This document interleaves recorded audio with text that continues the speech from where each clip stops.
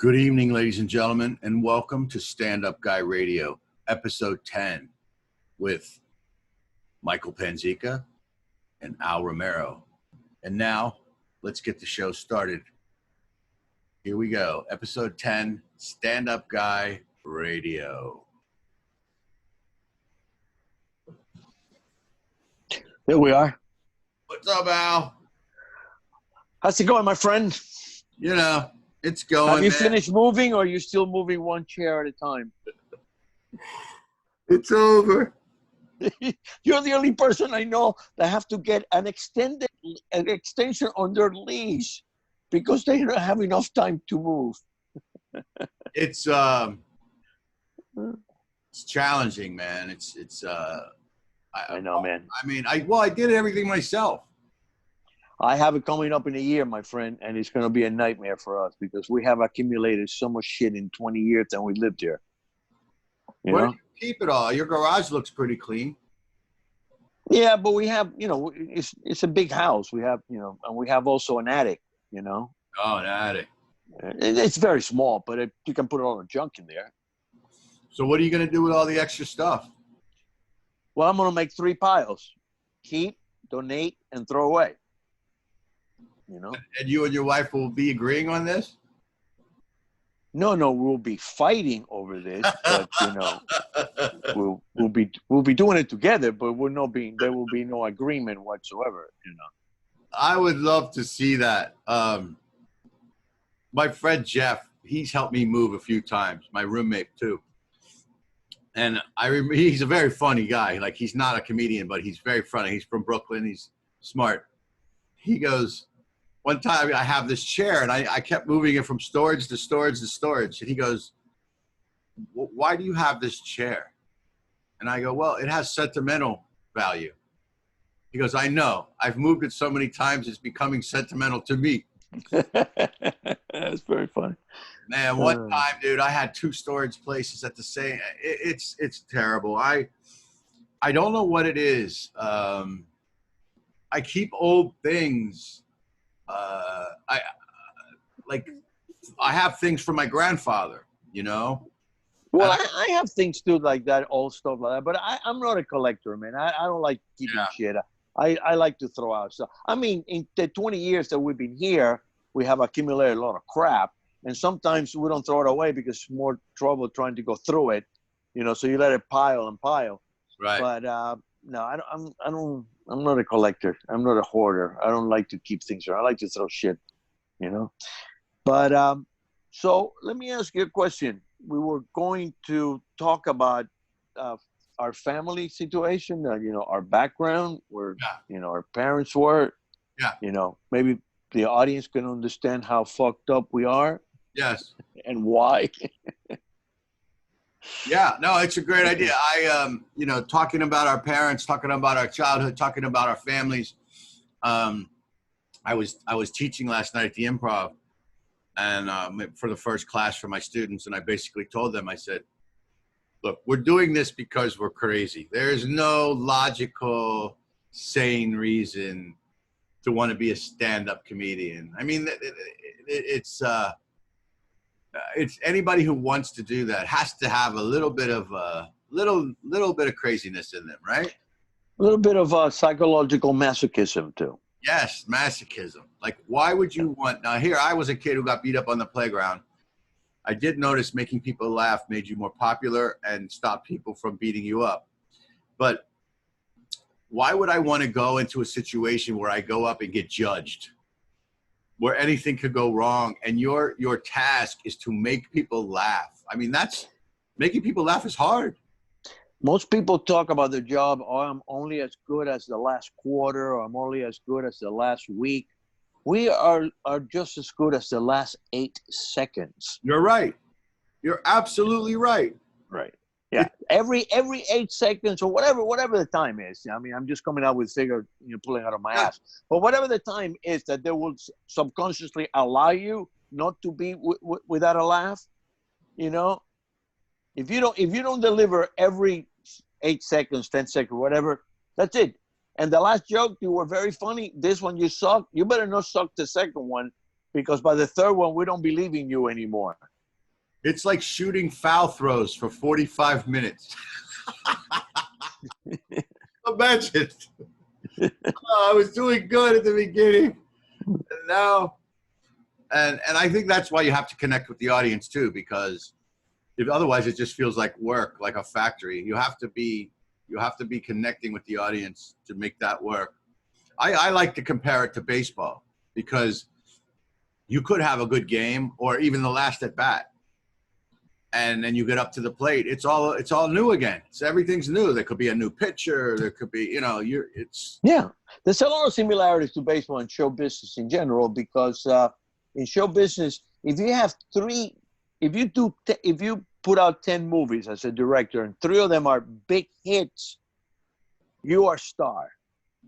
Same with baseball. That means you fail 7 out of 10 times. But if you 3 out of 10 times, you're a hero in baseball and you're a hero in show business. Right. Not in stand-up, because stand-up is different. But I mean, I'm talking about it, if you're a producer, or if you're a director, stuff like that, you have 3 hits, you're a star. So same thing in baseball. 3 hits and you're probably 300. I don't know if you're a fan of Frank Sinatra, but I am. Yeah. And what do you mean? There's a new show on Netflix called Frank Sinatra, All or Nothing. They have stuff on there in this. It's a series that I know a lot about Frank Sinatra, but his career, who he affiliated with, who he married, like how he had his ups and downs in his career, what he was like, interviews with him, pictures. I mean, it's amazing. You should really watch it. It's really good. Yeah, well, I'm married to an Italian family, so and they love Frank Sinatra. So every time we get together for Thanksgiving or Christmas, they always poke Frank, and I always sit there going, "What an overrated talent!" Really?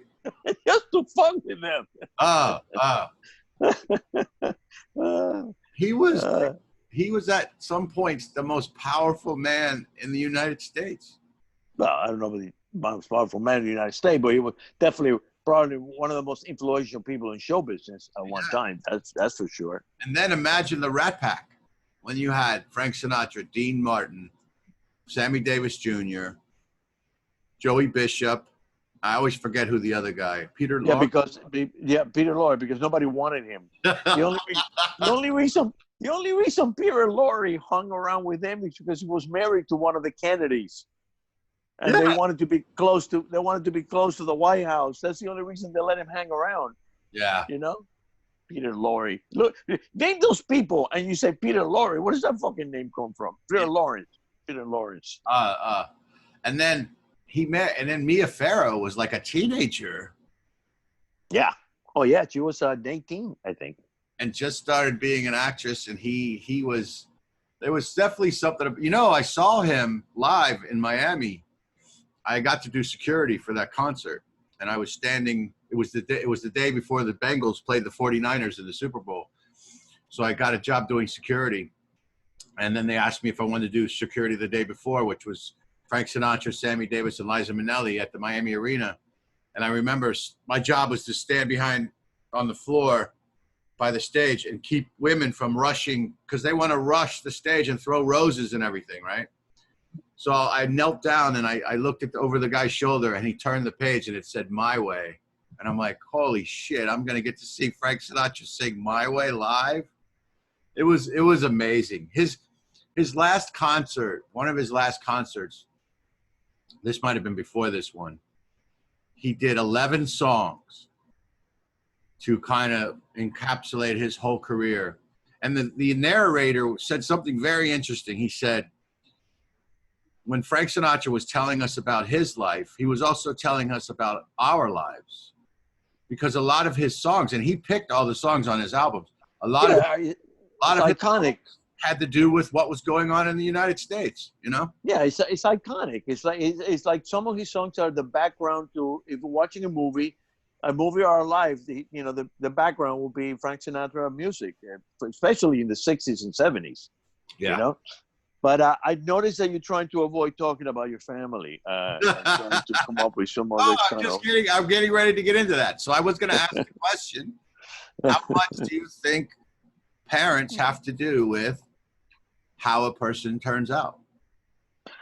I think a lot. I think you have certain amount of individuality, obviously, but it affects you. It affects people in a different way. You can see it in a family. You can see it with brothers and sisters, how they can grow up in the same environment, and one is completely different than the other.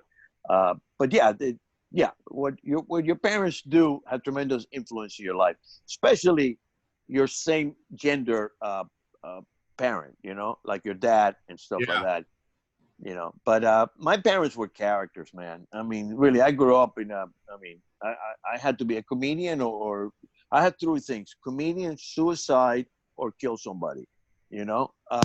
My parents were, like I said, characters. My mother, my mother almost died when she was about 4 or 5 years old of asthma. Uh-huh. And my mother grew up in a very old, provincial thinking Spaniard family. Although there were Cubans, they kept, where the grandfather, there was like 3 or 4 families living together, and it was a real, pyramid of patronage. The things that the grandfather and the grandmother, and then they have their kids, and their kids had their kids with them. Mm-hmm. I mean, it was like 20 people living there. It was a huge house. It was like a mansion. And so when my mother got sick, she had 20 people running around to see what was wrong with her. And she was very young and very impressionable. And I think that my mother, either consciously or subconsciously, developed this thing where if she gets sick, she will get attention, and people will do what she wants. Because I saw it the way, when she argued with my dad and with me and stuff like that. So she will pull shit like that all the time. And she knew how to hyperventilate. Yeah. So when she got in an argument with my dad, she would hyperventilate and scare my dad into thinking she was having an asthma attack. And my dad was manic depressive. Yeah. My father had to take lithium, although he never did. A lot of people that have I noticed that a lot of people that have bipolar disorder and manic depressive, they used to call them back in the day, taking lithium or any other type of medication is like a negative assertion for them that there's something wrong with them. You know what I'm saying? Yeah. Because I saw that in my dad. My dad will take it and he will normalize, stabilize himself. And then after a while, he will say, I stopped taking it because everything is okay now. Because keep taking it will mean that he will never get better. He never want to accept the fact there was something psychologically or chemically wrong in his brain. And I notice that a lot with people that are bipolar. I see it all the time. My clients all the time. They stop. I tell them this all the time. Look, once you get your meds right, which takes a while to do because everyone's different. Everyone metabolizes them differently. Once you get it right, do not mess with it without talking to a doctor. They go, I always thought, why'd you stop taking it? I didn't feel like I needed it anymore because it was working. Yeah. Where did you get your degree in medicine, in pharmacology, I know. I've seen it. I saw it in my dad. I saw it in my dad. I knew immediately. He didn't have to tell me. I already knew that he'd stopped taking it just by the way he acted. I was the only one that really knew my dad. I could see my dad having a manic attack, whether it was high or low, before he even knew he was going to have one. Right. And at 11 years of age, I became the head of my house by default because I was the only one that spoke English, although my English was atrocious back then, but they didn't speak any at all. So everything had to go through me. So I remember that my father had this habit of saying yes. A lot of people do that. A lot of people don't know the language. You talk to them and they go, yes, yes, yes. And I used to keep telling, will you stop saying yes? You have no idea what you're saying yes to. The guy could be asking you, have you murdered my wife? And you said, yes. Yes, yes. Shut up. I mean, I didn't say it that way, but that's the way I felt.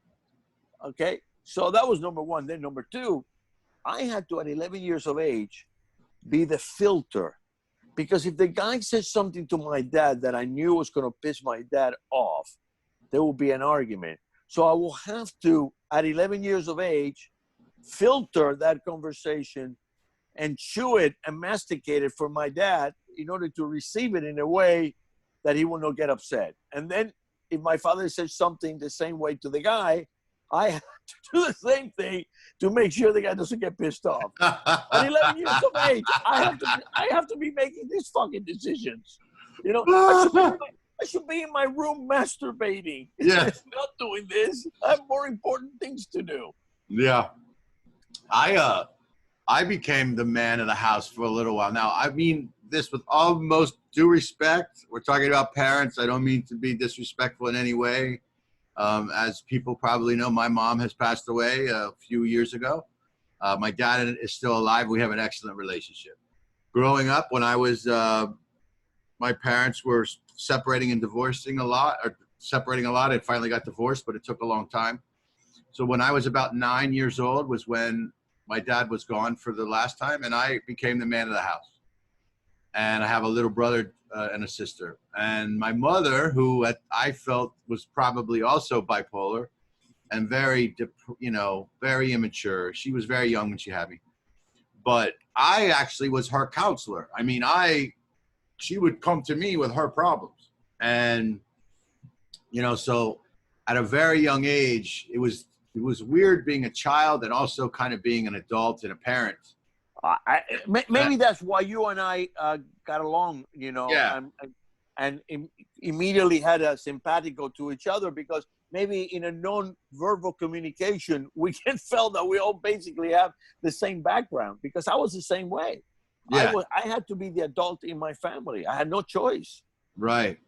And I think what else came from that is I lost confidence in adults.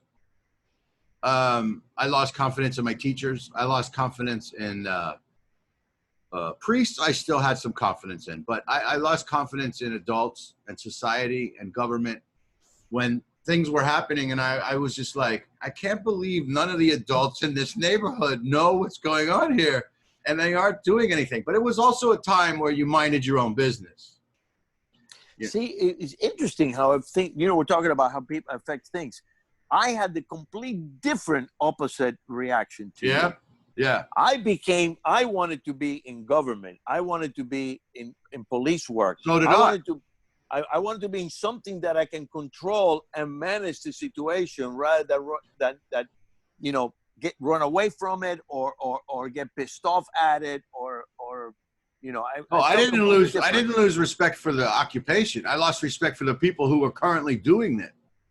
Yeah, but that's why I wanted to be in it. So I wanted to be a governor. I wanted to be a lawyer. I wanted to be a governor and possibly president of the United States. I didn't have any ambitions of being a politician. I wanted to work for the FBI and maybe go up the rank as much as possible. Well, at first I wanted to be a priest because I saw a priest as a powerful position in the church. And I felt like a priest could help people every Sunday when you go to church, and you could actually help people with your message. I used to speak at the church, and I was a server, and I was very involved with the church. I wanted to help people. I was driven to help people. Part of that is my childhood, and part of that is my background. The Panzecas have always been this way. We have relatives in Italy that are counselors and lawyers and teachers. All of my cousins have been teachers. My grandfather, when he passed away when I was 15, which is interesting because I just been talking to some of my relatives from New Orleans recently. That's where he came to from Sicily.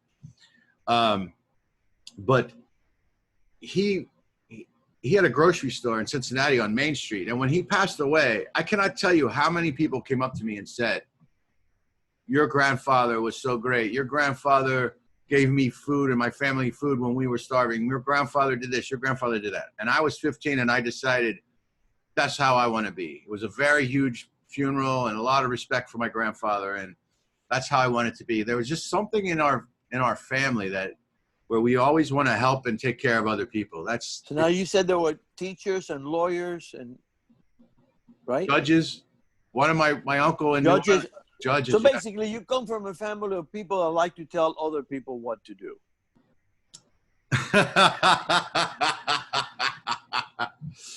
Yeah. Teachers, lawyers, and judges. Advocates. Actually, there's a new personality test out there, and it's different. We're the Panzecas, and we're here to tell you what to do with your life. Well, then my father and my Uncle Jack, my dad is the only one left from all his siblings. But my father and Uncle Jack, they joined the post office. They worked in the post office. They sorted mail at the machine where you had to sit there and actually put in, you had to memorize all these zip codes and stuff. Wow, that must have been grueling. They did that. Yeah. He was an LSM machine operator. And great memory, my dad. Even to this day, he won't use a calculator for numbers. He just does it in his head. It's weird. Wow. Well, he trained his brain that way. Yeah, he's very good with that. And he loves Sudoku. He loves that. But so then they got involved in the union.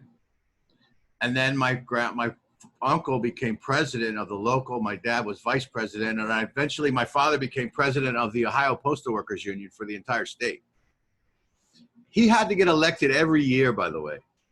Every year he had to get reelected. I'll never forget when they would run against him, the people would say things like, "Are you tired of being run the family way?" Like we were gangsters or something. The Panzecas from Sicily. Yeah, and I used to help him write speeches and things like that. But he was the problem with my dad is, and I can remember my mom saying this to my father, like, it's either the union or me. And he chose the union.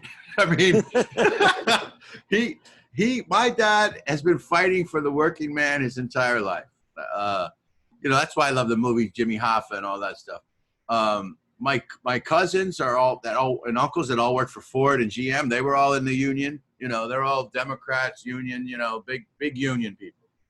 And that blue collar, pretty much blue collar. That's just how we grew up. And I was thinking about this. I was going to ask you the question, and I also asked myself the same question. What qualities do you have that your father had? Sense of humor. My father was the best. My father, to this day, people in my family says, "You're funny, but you'll never be as funny as your dad." Really? I didn't know he was funny. My father was captivating. My father, but in a joke way, like a joke out of a joke book. Right. But my father will not tell a joke. My father will act out the joke.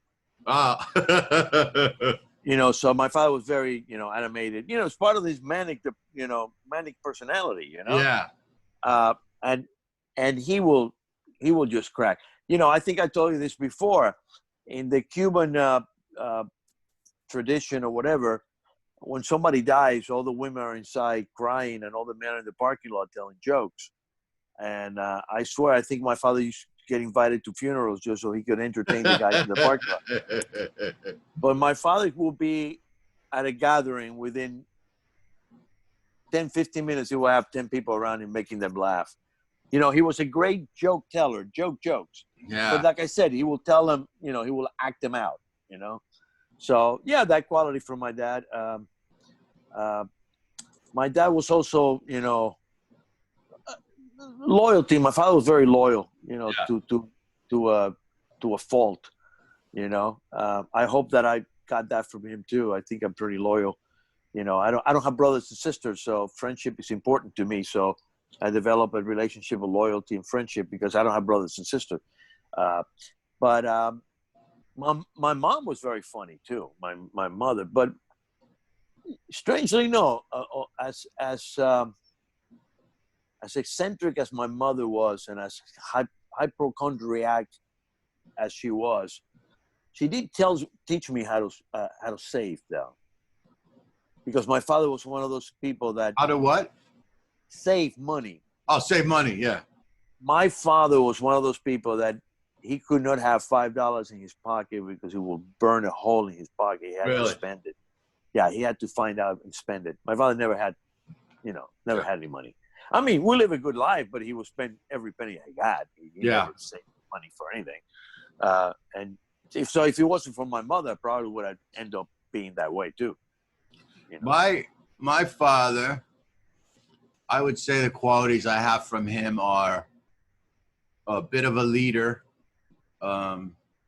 starting things, looking out for the group, advocating for people, loyalty, a little bit difficulty letting things go, but my mom had the same thing too.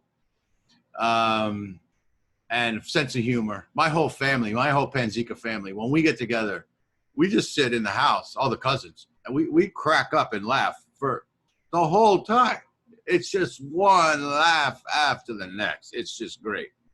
See, I never had a big family. I'm an only child.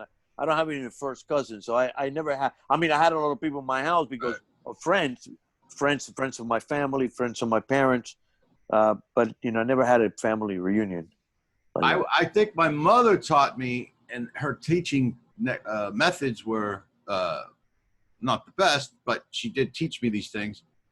She taught me respect for adults and manners and politeness. Like that was a big thing with her, being polite.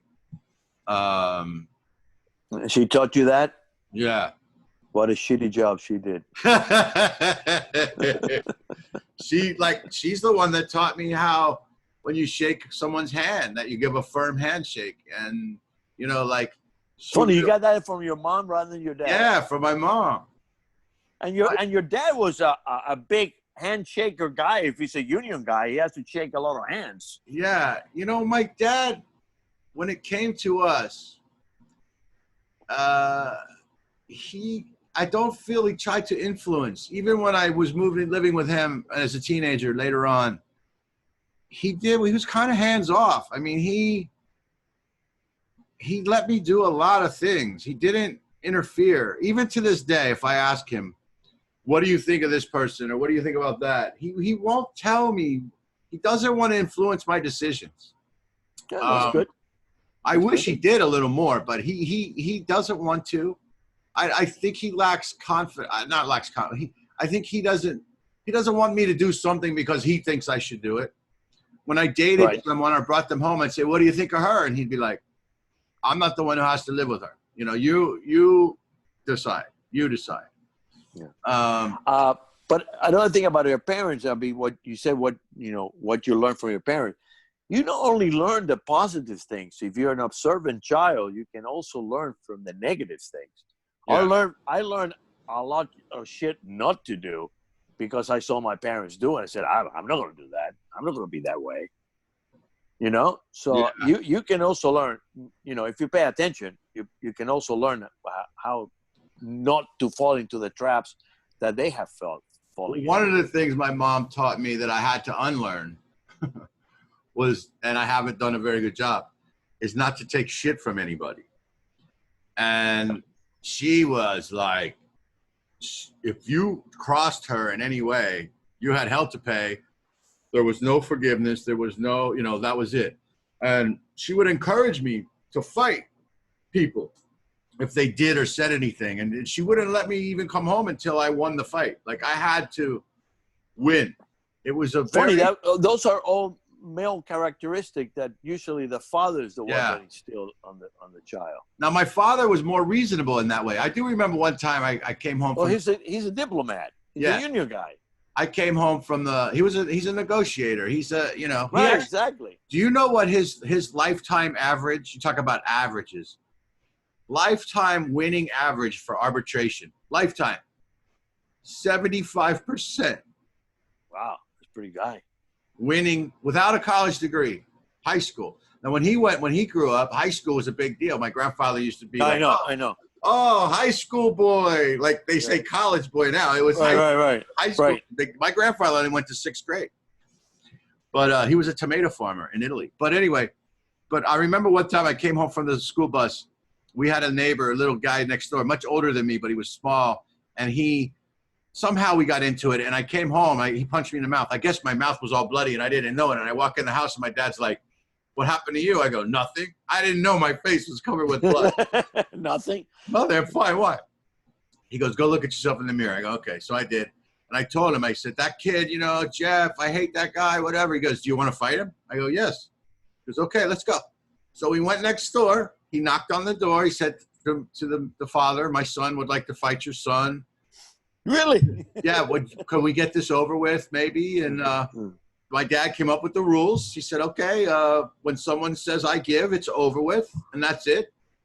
And this kid leveled me and had my face in the dirt within 15 seconds, I think. And I was like, "Okay, I give." And now he said, "Okay, now shake hands, and this is over with." And we said yes, and that was it. But my mom came home while this was happening. Oh, shit. She pulls in. My dad is standing over there while some kid is beating me up. She went nuts. But he was very reasonable that way. I'll tell you, even to this day, if I come to my father with a complaint about someone, he'll always play devil's advocate. He doesn't just take my side. He does internally, I'm sure, but he'll always try to get me to look at the other side, the other point of view. He's always tried to get me to look at how I could be better, how I could do better, how I could do differently. Well, my dad, I got the same type of a thing, but I got it from my dad. My dad told me never start a fight, never back away from one. He also told me something, and I live by, and it is true. It says, if you back out, if you chicken out, if you back out of a fight, you will never feel more pain from that embarrassment than from whatever beating you would have gotten if you would have fought the guy. Yeah, and I tell you, I gotten myself out of fights by telling that guys. Yeah. I've told guys who said, I said, "Hey, listen, there's absolutely no doubt in my mind that you can kick my ass. You're only twice as big as I am. But I'm telling you something. If my choices is to get my ass kicked or be a punk, I will get my ass kicked right now because I ain't fucking bitching out, okay? Yeah. So start kicking my ass because I'm not fucking backing down." I said that to a guy, a big, tall, football player-sized black dude when I was a teenager, and he was going to beat me up, and I just looked up at him, and I said, "You know what? You're definitely going to kick my ass, but I guarantee you I'm going to hurt you. You are going to be hurt.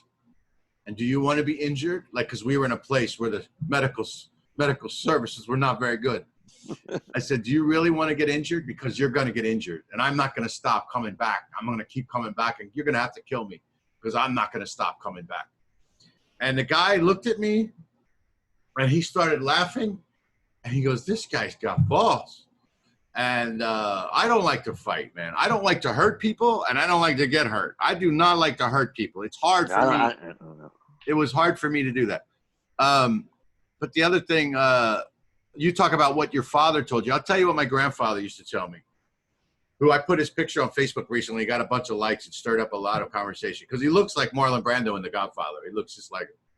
But anyway, my grandfather would sit in his rocking chair, and he'd call me in, and he'd say, "Mikey," and it was kind of like broken English, some Italian, whatever. And he would say, "Get a good education, get a good job, get a good wife, and have a lot of kids." And then he would give me $1. Get out of here. Give you $1. Then he would call my brother in, and he would do the same thing with him. I don't know what he told my sister. But do you know I haven't done any of that shit? I haven't done any of that stuff. But well, you weren't brave enough. Maybe we would have given you $10. No, they were big with this. Like, giving the kids money was a big deal. Like, Christmas time, he would sit there. They had the envelopes with the dollar bill. You put an insert. Well, that's very Italian. Cash is very thing with Italians. Like at the wedding, when we got married, people, put envelopes in your pocket with money. Yeah. Yeah, that's very typical Italian type of thing, But yeah, I mean, but my mom, that was another thing about, my mom was a character, man. I remember one time I almost killed her with this ladder because she kept running around. I'm trying to hold this huge ladder.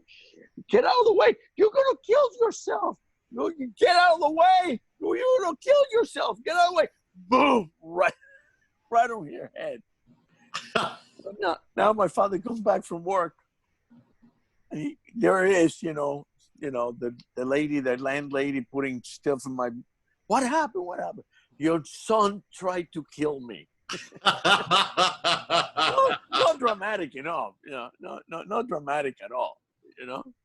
You know what was your parents stayed together the whole time, right? No, you want to hear something funny? Listen to this. My parents were together for 42 or 43 years, and then they got divorced. At what age? 70. Why? So, the official thing is irreconcilable differences. So, my father was the plaintiff. So my mother didn't contest it, but I went with there because he didn't speak English very well. And I will never forget this. The judge looks at my father, looks at the paper, looks at my father, looks at the paper, puts the paper down and says, Mr. Romero, you mean to tell me it took you 43 years to come to the conclusion that you could not get along with your wife? And he went, yes. Yes. No, I started laughing my ass off. And my father said, what did he say? What did he say? What did he say? That was, and the timing, it couldn't be, it was beautiful the way he said it. What was the reason? They never got along, man. That's what two people that should never be married. How old were you when they got divorced? Oh, I was already out of the house and everything like that. So, but how long were you out of the house? Well, let me see. I must have been out of the house by 7, 8 years. Because usually, maybe I was thinking they stayed together for the kid, but they even stayed together after you left for a while. Oh yeah. My father unfortunately loved my mother very much, but my mother was impossible to deal with. And she was an impossible person. Yeah. And then with this thing about every time she couldn't pull that shit on me. She could not pull that shit on me. Well, I'll tell you a story. So I'm about 5 or 6 years old. Okay. We are at the summer house of my parents' best friend. Just to give an idea how good friends these people are, they went in their honeymoon together because they got married 1 week apart, and the other couple waited a week for them to go together in their honeymoon. That's how close they are. So anyway, we are at their summer house. So my mother and father get to an argument, and my mother pulls the so now she's laying on the bed, not being able to breathe, right? So my father leaves. I don't know what the fuck he went to do. I don't know. Maybe call an ambulance because he fell for it every single time. So now my father leaves, and when my mother notices my father leave, she gets up from the bed. No, nothing. She looks out the window through the slits to see my father, what he's doing. So he sees my father coming back. So she runs back to the bed, and my father opens the door and goes, I'm in the room. I'm at 5 or 6 years old. I go, I fucking got you. I got you. You're never pulling this shit on me ever. And she never did, man. Oh. I will never. As a matter of fact, if she got sick and it was what said, well, maybe they call me Albert in my family. Maybe Albert. No. She, all of a sudden she felt okay. Because she couldn't pull that shit on me. Because I got it. But my father fell for it every single time. Did you try telling him? No, I didn't have the heart to tell him, number one. I don't know if he was going to believe me. I don't know if it was going to create more problems. Yeah. I think he would have fell for it anyways, Yeah. My parents split up. The hardest part is you have to pick sides. That's why I don't like when parents do that, like with kids. Like, I work with kids and they have parents, they have step parents and stuff. You can't have the kids pick sides.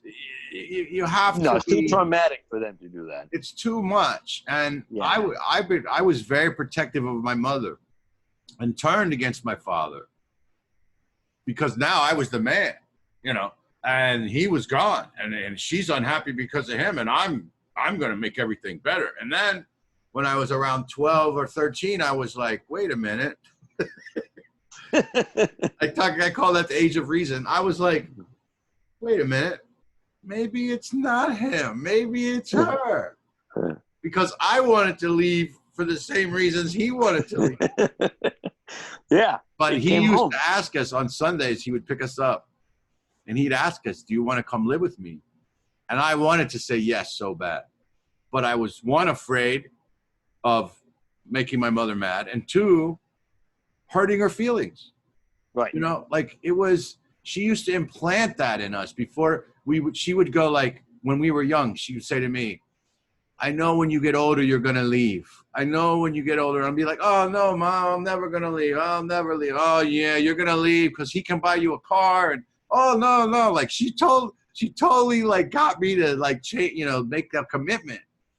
But, and then you left because he got your car.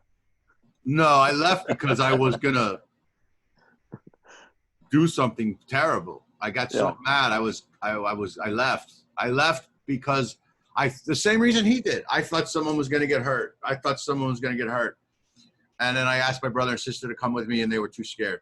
But then I left. I went to live with my dad, and then I got into my trouble, and then things got straightened out. And then, I went back many years later to work things out with my mom and stuff. But, it wasn't doable. But today, as far as my dad and I, we have a deal now. My father and I, no matter how good intentioned we were, if we try to talk about the past in any way, it doesn't work.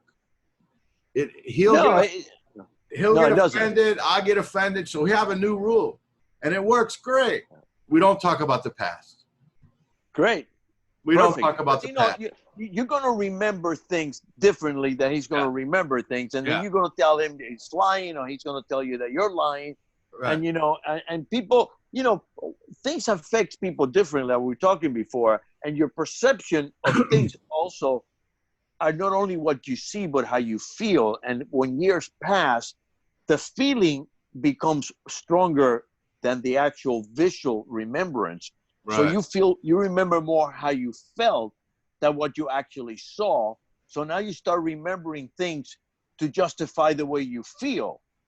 You know what I'm saying? So now when 10 years go past, maybe the incident that you're so irate about is nothing anymore like what actually happened. Right. But the same thing happened to the other person. No, that's very interesting. That's a great point. I also think that when someone has bad feelings about something, and they may have blocked it out, or they don't, don't want to talk about it, or they don't trust me. Why am I asking that question?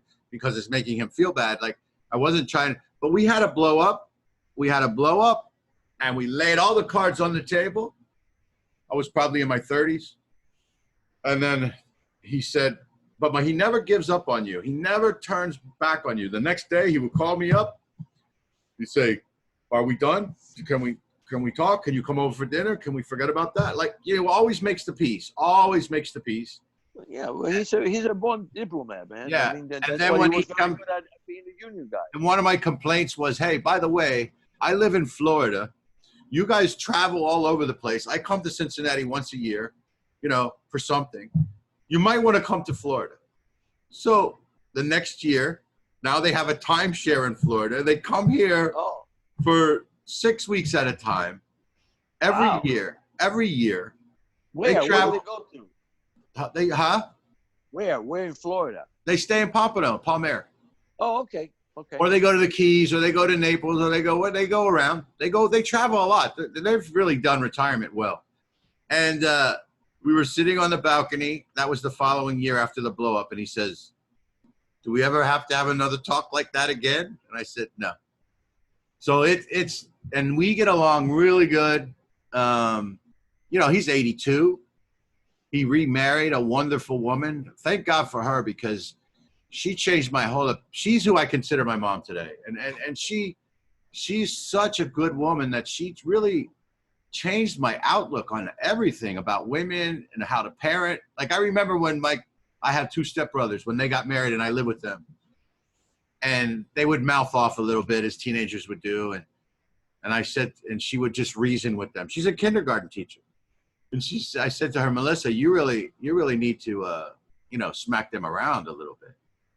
And she would look at me and be like, Mike, I know what I'm doing. I know what I'm doing. And I never saw her raise a hand or even her voice, hardly ever, to those kids. And that's when I learned that you don't have to smack kids around. Yeah, but it's so much fun, though. But there's something interesting about you that's different than me in many things. But, okay, now you are a parent. You have been a parent. Yeah. I was thinking about this with my dad. Like, he has me. He has my brother and my sister. He has 2 stepsons, and he has my half brother Vinny, who he's kind of started over with, But well, go ahead. Ask me a question. You have one child. You have one daughter. Right. Correct. But I wonder what your relationship like.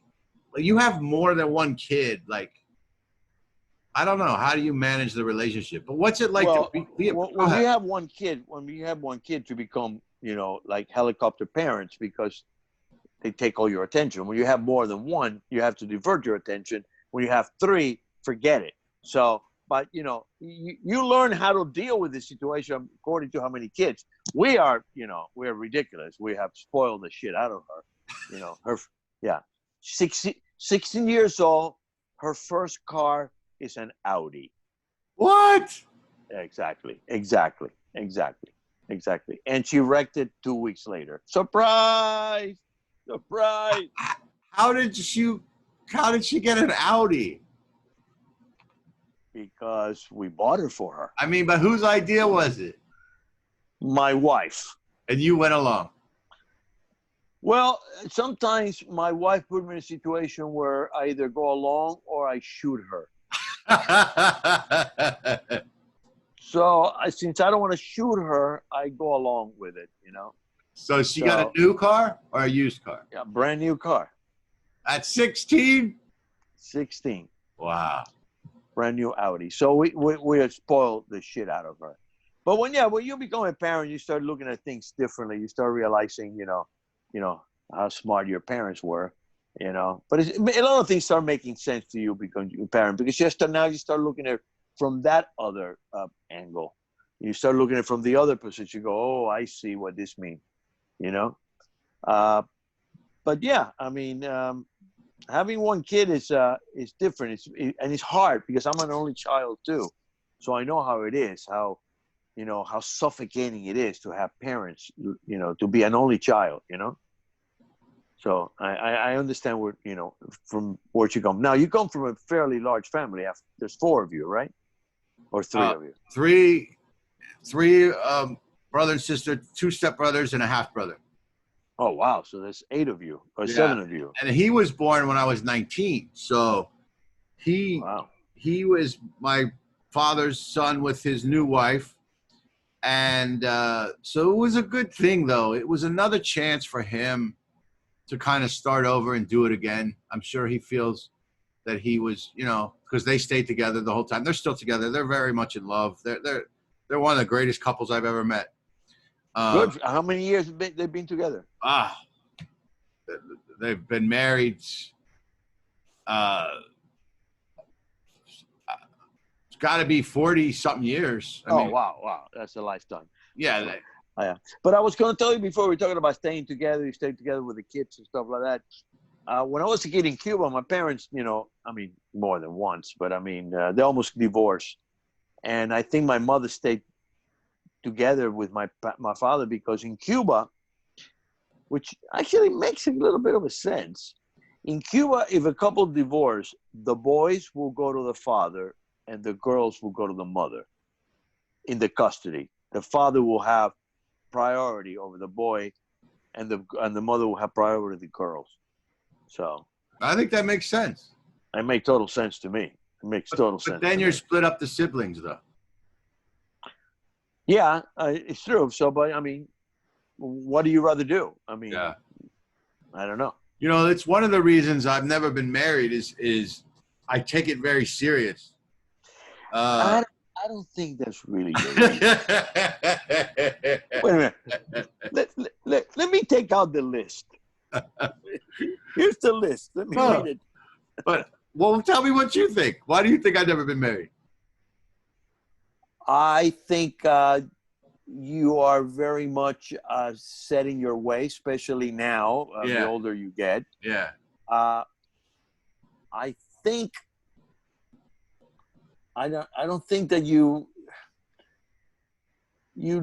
I don't think relationship is something that you have the makeup for. I think you're more of a loner. Yeah. I think you're more of the guy that likes to get up in the morning today and do this and don't have to answer to anybody else. Yeah. You know. And the older you get, the more entrenched you're going to get in your way. Although I have a friend who was that way for 45 years, and then he got married. My grandfather got married in his 40s. But was he married before? No. Oh, okay. But I'm saying he only got married. They're like, okay, Frank, you're 40. It's time to get married. He's like, okay. Okay. And he did. But you know what? But here's the thing. I know a lot of men who are like me who get married. And like my thing is, that's true about me. Why would I put someone else through that? You know?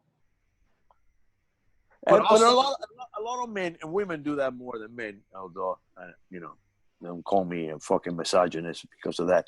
But, you know, women do it more than men in the fact that you need the companionship. You know what I'm saying? A lot of people get married because they don't want to be alone. And then they wake up and realize, you know, I'd rather be alone than with this person. Yeah.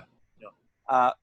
I don't think you're the type of guy that need that. I don't think you need a woman in your life all the time, you know? No. I mean, I'm the same way. I thought I would never get married again. I mean, Marie came into my life and it was like, you know, complete situation. But if Marie would have not come into my life, I don't think I would have gotten married. I think it would have been a bachelor for the rest of my life. Yeah. But I consider marriage very serious. So I think about it as I don't like divorce. Like I think if you get married, you should stay together. I understand that people get divorced and they have to, and it's probably better. But so you know what I used to use as an evaluator of whether I would marry somebody or not is what kind of parent I thought they would be. Like I knew I was not going to argue about whether they should get the car. I wasn't going to have those arguments. And the other thing that freaked me out about marriage and parenting a little bit was, you tell me you have this child, you keep them alive, you do all this stuff for them, then they become teenagers and they start talking back to you. Oh yeah, you become the stupidest human being in the world. It's like I swear, it's like it's something turns at 13, a light goes off in their head and go, I live with two morons. They're my father and my mother. They're the stupidest human beings in the world. I'm embarrassed to be around them. How do you handle that? It's very hard. It's hard, right? But I did it with humor. Yeah. For example, my daughter. Remember when the kids, everybody started wearing their pants real low. You can see the crack of their ass. Yeah, yeah. You know, and I will tell her not to. And, you know, and I will have to get in a fight with her. Oh, she would do it too as a girl? Yeah, everybody was wearing it real low, right? Yeah, I mean, when you bend over, you can see the crack. Yeah. You know, not all the time, but very low, right? Yeah. So I had to take a different tactic. So what I did was I told her, well, this is the way it's going to be. The lower you wear your pants, the higher I wear mine. So I started wearing my pants up to here. And I will walk into her bedroom with her friends and go, hey, how's everybody doing around here? And then she will go. The funniest shit I ever heard. higher I won't wear mine. Oh, that is brilliant. I know. Dad, I go, I told you. Either pull your pants up, wear different pants, or I'm walking around like this. I'm going out. As a matter of fact, I'm following you out in the street. You're going to the mall, I'll be behind you. Oh, that is brilliant. Have you ever told that on stage? No, I haven't talked about that on stage. I should. You know what? That might be something worth talking about. Yeah. That struck me so funny. Well, I had to use humor and I had to use psychology because it was a girl. If it was a boy, you'd probably grab him by the throat and tell him stop. Yeah. You know, I do group with teenagers, twice, 2-3 times a week.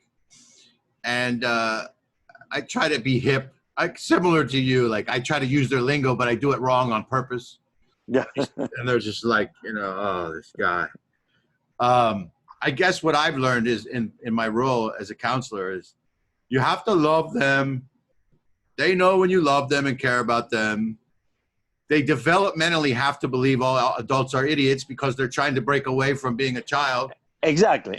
So it's like Mark Twain said, when I was 18, my father was an idiot. Now I'm 25. It's amazing how much that man learned, I know.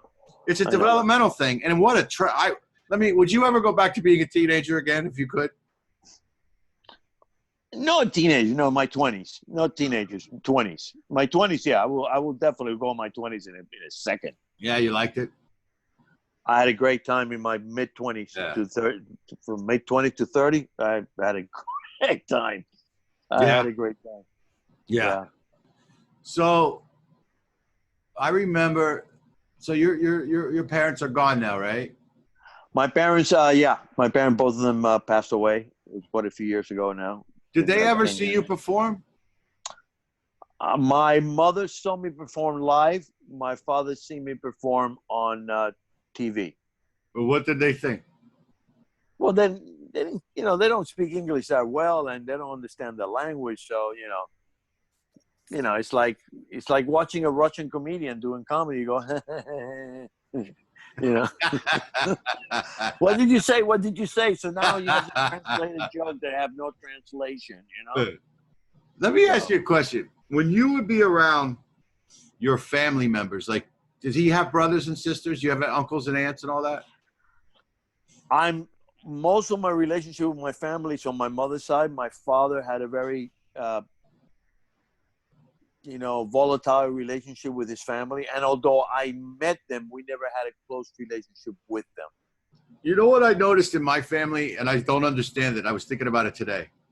For some reason, when all the fathers get together with the kids, the sons and daughters, especially the sons, the father of the son puts down his own son in front of the other fathers. Like the father gets along better with the uncles. As a kid, I get treated at family reunions better by my uncles than my own father. And the same with their kids. Like they put their own kids down in front of other people. It's weird. Well, I know, but you see what happens is that parents start seeing their kids, and even when you get married, you do that with your spouse. You start seeing them an extension of you. Yeah. So whenever they do something, it reflects in you. You're embarrassed. So you're basically making excuses by criticizing them in order to absolve yourself of the stupidity that your son is acting. That's what it is. That's what it is. That is true. Yeah, that's what husband and wife do when they start putting each other down in front of other people. They feel embarrassed by what you're doing, so I'm going to put him down. Before somebody says he's stupid or she's stupid, I'm going to say it. So, there's another great saying. The reason the grandfather and the grandson both get along so well is they both hate the same person. That's funny. That's very funny. It's so true. And to see my father as he loves being a grandparent. I've never seen, he really, really loves being a grandparent. And my father too. Yeah, I wonder what that's like. You don't know yet, do you? I will never know. My daughter doesn't want to have kids. I don't think that's going to happen. Yeah. No, I don't think that's gonna happen. But my father, my daughter was. You kidding me? He wanted a daughter. He didn't want a son. My father wanted a daughter. Yeah. You know. So when my daughter was born, and my daughter to this day, she has such a soft spot for all men, all elderly men, because she loved my father, man. My father loved her. I mean, she had a great relationship with my dad. Yeah. Yeah, my father was a very funny guy, man. My father you have to amend my father, and a great dancer too. Oh my God, my father.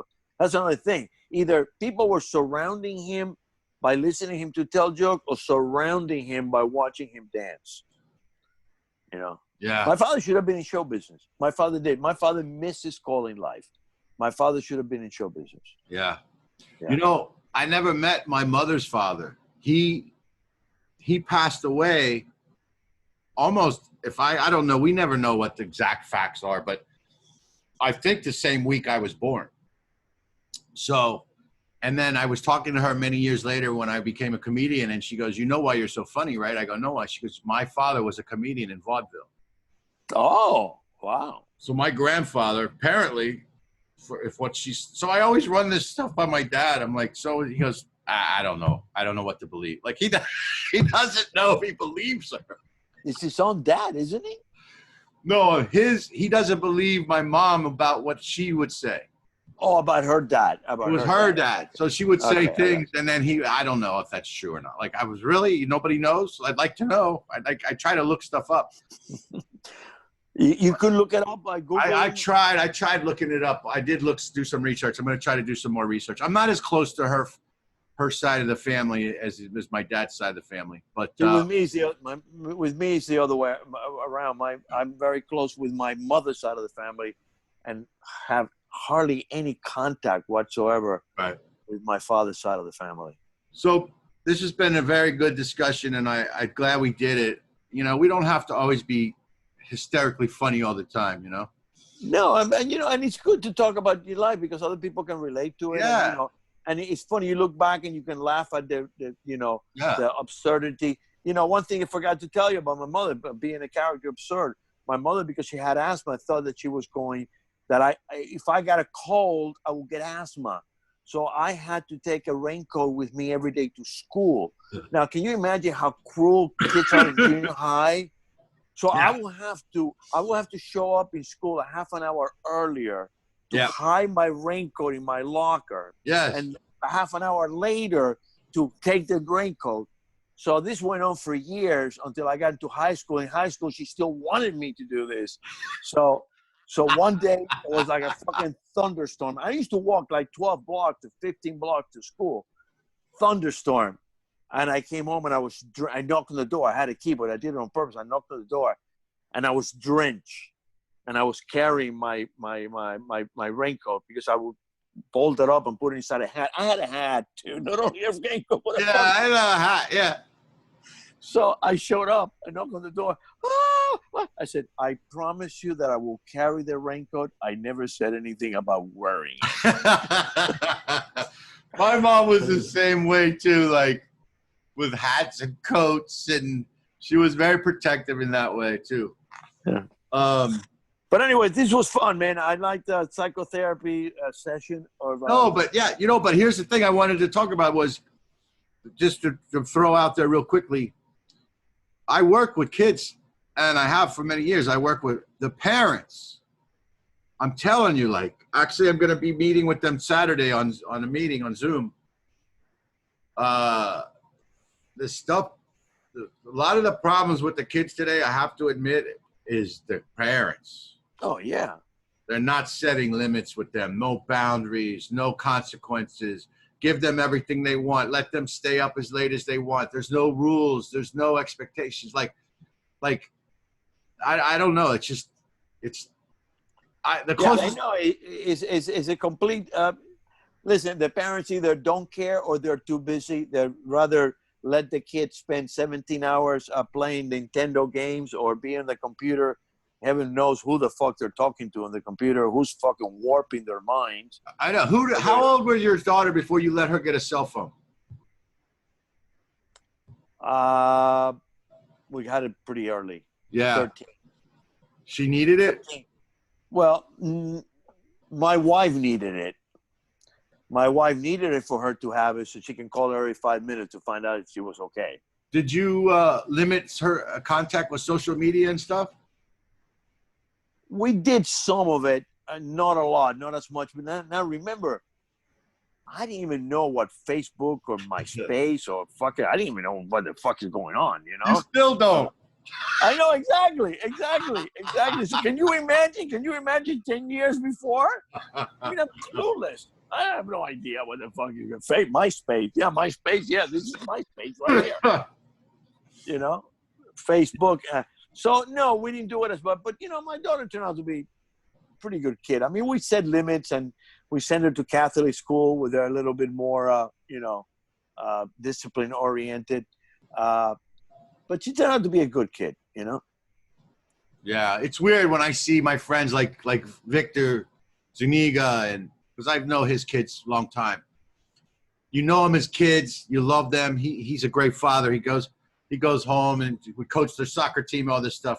I know. And then you grow up, you see them now as teenagers, and they're not right. like, you know. And then I remember being a teenager and how I would feel at this. If I was a teenager, I wouldn't want to be around all these adults, you know. But life is interesting. Life is weird, man. So this is episode 10. By the way, guys, if you're watching this, you know, sharing it and commenting and telling stories about your childhood and your parents. Yeah, exactly.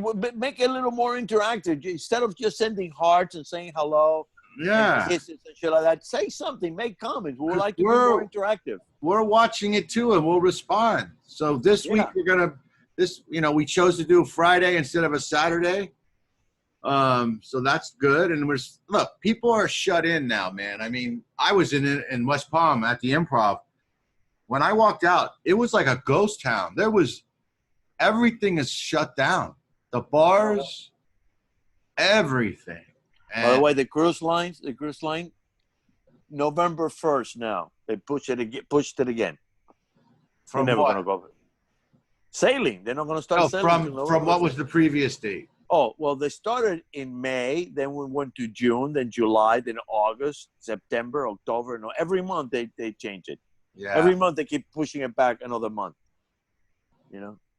Until a vaccine comes out, I don't see cruising going back to the way it was. I don't see it happening. Now, is the United States worse off than the rest of are we the worst right now?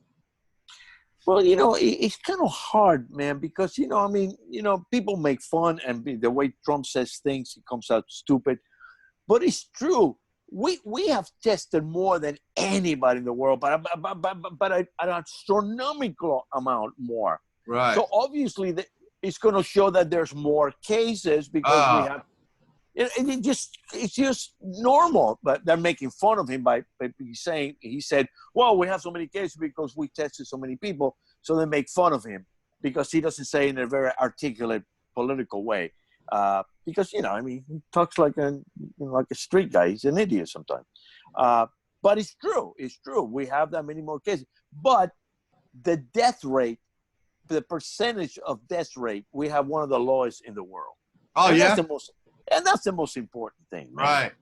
That's the most important thing. I think is so weird. Like, I keep wondering how the hell you get it. Like, I stopped at a 7-Eleven the other day to get something. And I'm like, am I going to get it from the money? Like, my buddy Frankie, he actually washes, you know, he cleans his money off because it can live on the money for I don't know how long. I'm constantly doing this with sanitizers. Constantly. Yeah, me too. Like, I wish we could see. I hope like they get a computer model someday that can show how people are getting it and passing it on. Like, yeah, that would be great. Yeah, we'll learn a lot, bro. Are they really getting it from talking? Are they getting it from touching the gas pump at the gas station? Like, how are they getting it? Like, where? They don't know. All I do, man, is I do this all the my face, my neck, my arms, constantly doing that, constantly, you know. But let's see what happens. So next week, are we keep it a surprise, or we're gonna do a guest? Let's have a guest. Okay, you want to bring him for the whole hour, or do you want to bring him for a little less? What? Well, we'll talk about it. We'll talk about it. But listen, guys, thanks for listening. And, be sure share and make comments. Share and make comments. Be sure to like us on Facebook, Stand Up Guy Radio. We're also on YouTube and Instagram. So like us, share us, leave some comments, and we'll respond. Thank you very much for listening, and have a great night. Good night.